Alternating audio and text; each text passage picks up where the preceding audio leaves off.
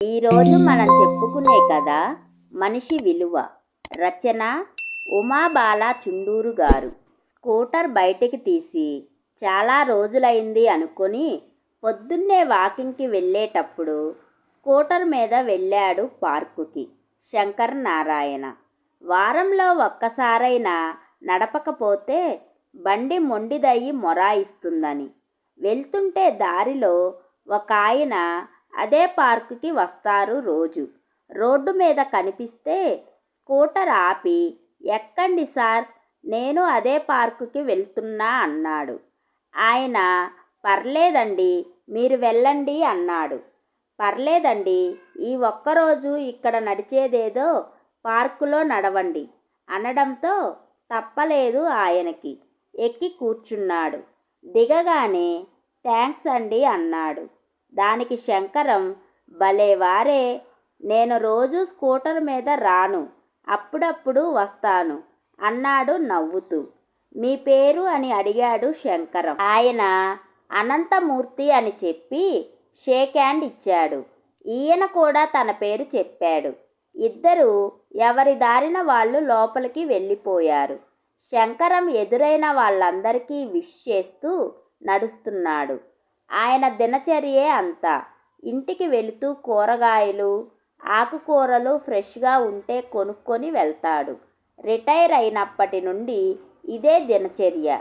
ఒకరోజు సాయంత్రం గుడికి వెళ్తే అక్కడ కనిపించారు అనంతమూర్తి. ఆయన ఇల్లు అక్కడికి దగ్గరేనట. రండి రండి అని బలవంతంగా తీసుకువెళ్ళాడు. శంకరం కూడా సరే అని వెళ్ళాడు. ఫస్ట్ ఫ్లోర్లో మొదటి అంతస్తులో ఉంటున్నాడు ఆయన. 2 బెడ్రూముల అపార్ట్మెంటు. నీటుగా ఉంది. కుర్చీలో కూర్చున్నాక మంచినీళ్లు తాగుతూ ఇంటిని పరిశీలించాడు శంకరం. ఎదురుగా ఒక స్త్రీమూర్తి ఫోటోకి దండ వేసి బొట్టు పెట్టి ఉంది. చూడగానే తెలిసిపోతుంది ఈ లోకంలో లేరని. ఎవరెవరు ఉంటారింట్లో అని అడిగాడు శంకరం. నేనొక్కడినే, పిల్లలు యుఎస్లో ఉంటారు, ఇద్దరికీ పెళ్ళిళ్ళయ్యాయి, తను లేదు అని ఫోటో చూస్తూ చెప్పాడు అనంతమూర్తి. సారీ అని, వంట మీరేనా అని అడిగాడు శంకరం. లేదండి, వంట మనిషి ఉంది, నాకు వంట రాదు, 2 పూటలా వచ్చి చేసిపోతుంది అని చెప్పాడు.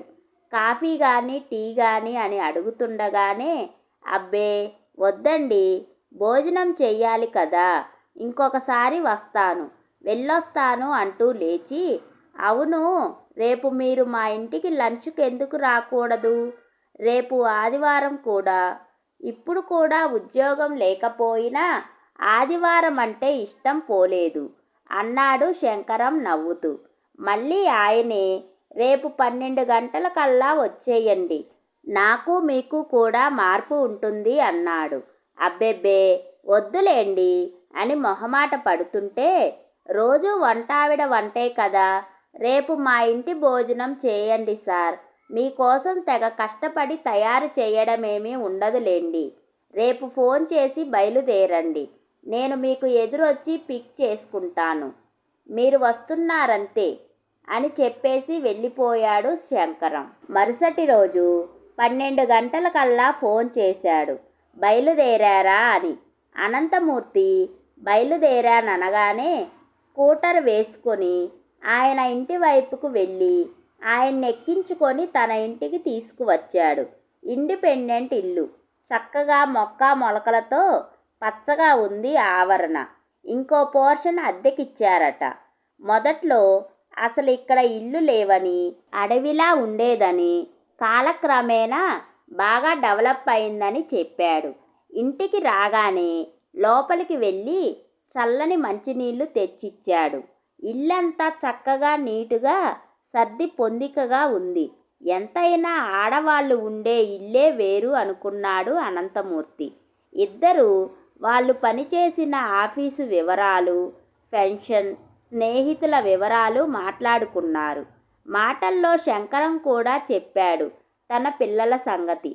కూతురు అమెరికాలో ఉంటుందని, కొడుకు చండీగఢ్లో ఉంటాడని, ఆయన ఇద్దరి దగ్గరకు వెళ్ళి వస్తూ ఉంటారని, కొడుకు వచ్చేయమంటాడని, కొద్ది కాలం ఉండి మరీ ఓపిక లేకపోతే అప్పుడు వస్తానని చెప్పానని ఇల్లంతా చూపించాడు. భార్య నవ్వుతున్న ఫోటో, పిల్లలతో మనవళ్ళతో ఫోటోలు ఉన్నాయి. పెరట్లో చెట్లతో భలే ముచ్చటగా ఉంది. ఎంత లేదన్నా ఇప్పుడు ఇల్లు 1,00,00,000 పైనే ఉంటుందని అంచనా వేశాడు అనంతమూర్తి. కూర్చోండి, భోజనం చేసేద్దాం. ఈ టైంలో కాఫీ ఎందుకులే అని అడగలేదు అన్నాడు శంకరం. డైనింగ్ టేబుల్ మీద అన్నీ తెచ్చిపెట్టాడు శంకరం. శంకరం గారి భార్య ఊరు వెళ్ళి ఉంటుందేమో అనుకున్నాడు అనంతమూర్తి. ఇంట్లో ఎక్కడా ఆవిడ కనపడకపోతే ఈయనే అన్నీ సర్దుతుంటే రండి అని శంకరం అనగానే అడిగాడు అనంతమూర్తి తన సందేహాన్ని. వెంటనే శంకరం చాలా నార్మల్గా, అవును, మీకు నేను చెప్పలేదు కదా, తినేసి మాట్లాడుకుందాం రండి అన్నాడు. దొండకాయ వేపుడు, సాంబారు, టమాటో పచ్చడి, ఆవకాయ, కందిపొడి, అప్పడాలు, గుమ్మడి వడియాలు, ఒక ప్లేట్లో నెయ్యి గిన్నె. చాలా చేశారే అన్నాడు అనంతమూర్తి. చేసినవి 3నండి, మిగిలినవి చేసినవి కాదు కదా. ముందు తిని చెప్పండి నా వంట ఎలా ఉందో అన్నాడు శంకరం. అన్నీ చక్కగా రుచిగా పద్ధతిగా ఉన్నాయి. చివరిగా గడ్డ పెరుగుతో కానిచ్చి తృప్తిగా లేచారు. అన్నీ చకచకా సర్దేసి టేబుల్ తుడిచేసి వచ్చాడు శంకరం. సోఫాలో కూర్చుంటుంటే అన్నాడు అనంతమూర్తి, చాలా బాగా చేశారండి వంట, బాగానే నేర్చుకున్నారు అని. అప్పుడు అన్నాడు శంకరం, నేను ఉద్యోగం చేసేటప్పుడు రాదండి వంట, టైం ఉండేది కాదు. సెలవు రోజుల్లో కూరలు మాత్రం కట్ చేసి ఇచ్చేవాడిని అంతే. రిటైర్ అయ్యాకే వంట నేర్చుకున్నాను. మొదట కూరలు కట్ చేసి ఇచ్చేవాడిని, తర్వాత తను వేపుళ్ళు, సాంబారు, పప్పు చేయడం నేర్పించింది. అన్నట్టు మీ సందేహం తీర్చలేదు కదా నేను. నా భార్య అపర్ణ లేదు, 2 ఏళ్ళు అవుతుంది పోయి.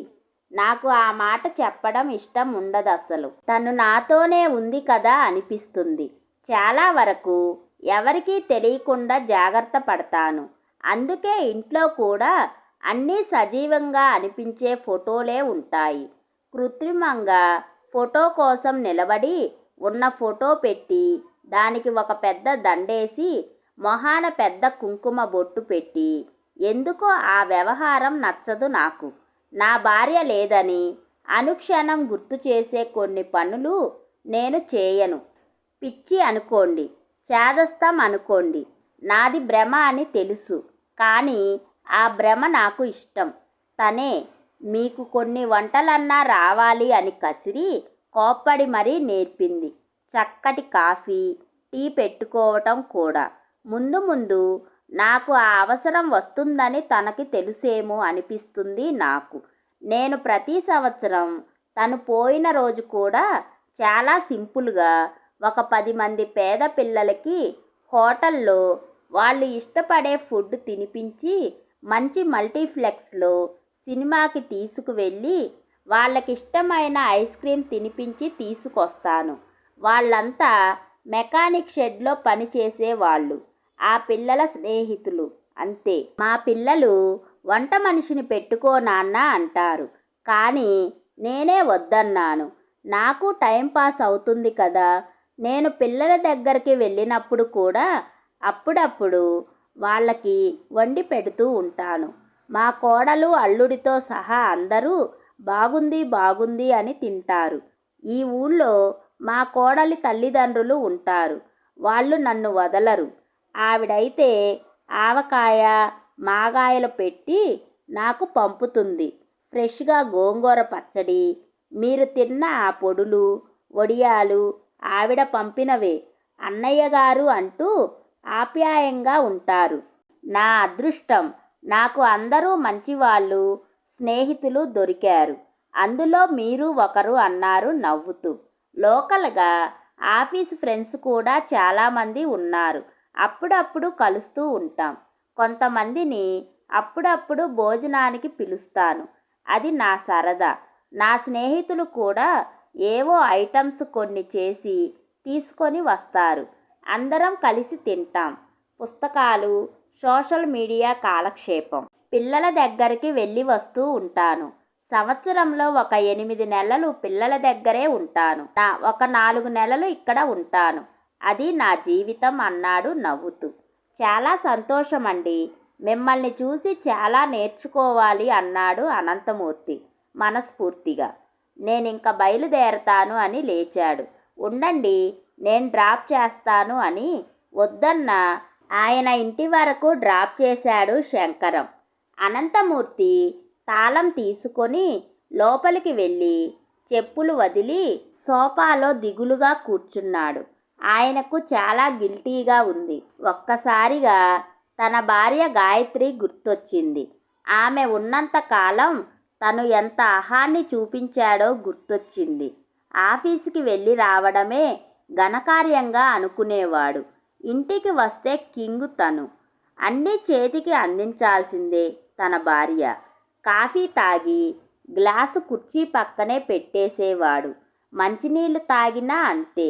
మొత్తం ఇల్లు తనే చూసుకునేది. ఏనాడు భార్యకి సహాయం చేయలేదు సరికదా, వంకలు పెట్టేవాడు. స్టవ్ వెలిగించడం కూడా రాదు తనకి. ఇప్పుడు తను లేకపోయేసరికి తెలిసొచ్చింది తన విలువ. భార్య పోతూ కూడా తను లేకపోతే ఏమీ రాని ఈ మనిషి ఎలా బ్రతుకుతాడా అని బాధపడింది. పిల్లలకి తండ్రిని బాగా చూసుకోమని చెప్పి మాట తీసుకుంది. టీ పెట్టుకోవటం ఒక్కటి నేర్చుకున్నాను ఎలాగో, కానీ భార్య చేతి రుచి రాలేదు. వంట మనిషి ఒక్కడికి పొద్దున్నే వండి పడేసి పోతుంది. వంటలో ఓనమాలు తెలియవు, సోషల్ మీడియా తెలియదు. పిల్లలు వాట్సాప్ ఒక్కటి ఫోన్లో పెట్టి నేర్పించారు. అక్కడికి వెళ్ళినప్పుడు వాళ్ళ మెసేజ్లు, ఫోటోలు చూడడం వచ్చింది. పిల్లల దగ్గరికి వెళ్ళినా అలా పైపైన గడిపేసి వస్తాను. వాళ్లతో మనసా వాచా హాయిగా కలిసిపోలేను. జైల్లో ఉన్నట్లు గడుపుతాను. కోడళ్ళ తల్లిదండ్రులు ఇండియాలోనే ఉన్నా వాళ్ళు ఆడపిల్లల తల్లిదండ్రులని, వాళ్లతో కలిసిపోకూడదని, తన ఐడెంటిటీ వేరే అని అహంభావం తనకి. ఏనాడు వాళ్ళకి ఫోన్ చేసి స్నేహంగా మాట్లాడడు. వాళ్ళు చేసిన ముభావంగా మాట్లాడడంతో వాళ్ళు కూడా తన గంభీరత్వానికి జంకుతారు. బయటికి వెళ్తే వెళ్ళి వచ్చేయడమే.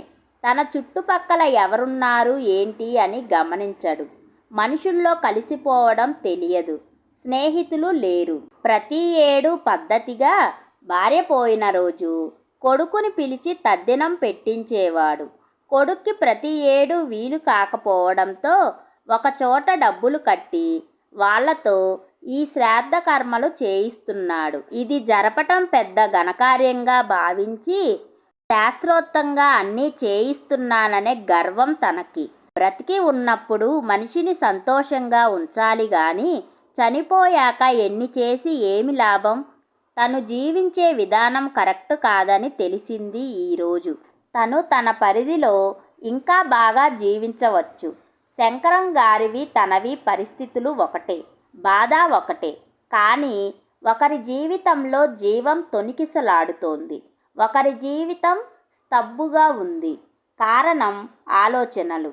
ఇల్లు ఇరుకుగా ఉన్నా ఆలోచనలు విశాలంగా ఉండాలి. ఎన్ని ఒడిదుడుకులు అడ్డంకులు ఉన్నా జీవితం సాగిపోతుంది. దేనికి డోకా లేదు. కొన్ని బాధలు తీరేవి కావు. కనీసం కొందరి బాధలనైనా తీర్చి ఆనందం పొందొచ్చు, ఆనందం పంచొచ్చు. వెంటనే బీరువా తెరిచి ఫోటో ఆల్బమ్స్ తీశాడు.